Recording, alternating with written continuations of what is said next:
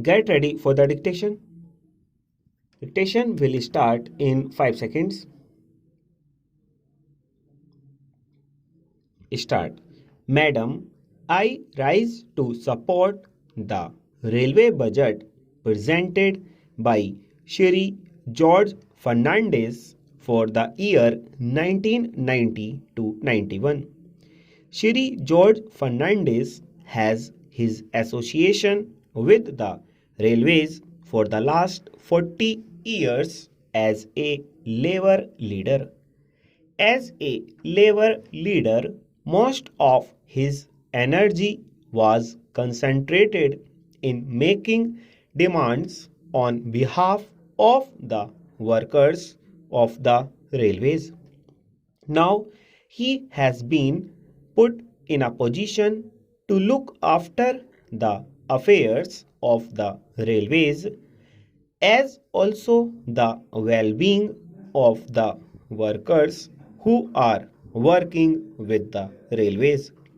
Since he is at the helm of affairs, since he was a labor leader and his words carry weight with the workers, I hope under his stewardship the workers of the railways would perform better, would do their jobs better, and would see that the railways perform better.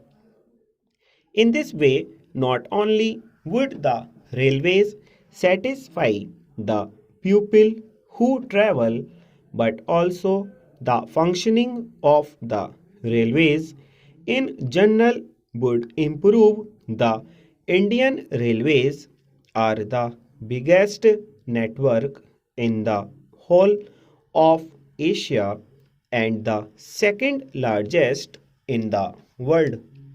Not only the Indian railways are big in size, but their problems are also big in proportion to their size, and the things that the people want the Indian railways to do for them are also big.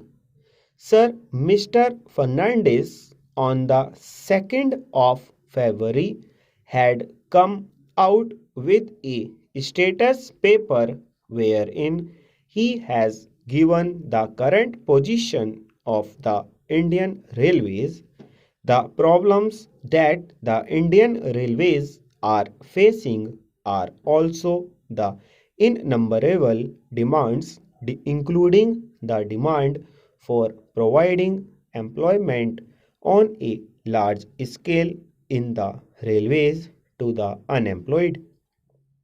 I hope that in this discussion on the railway budget, the participants would offer some constructive, useful, and practical suggestions.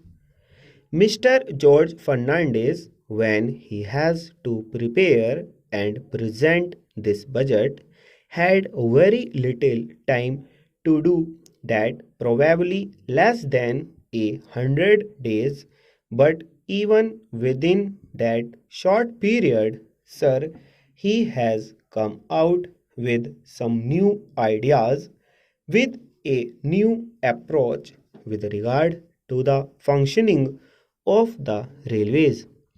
He has laid emphasis in the budget on modernization, on energy conservation, and on computerization wherever it is necessary.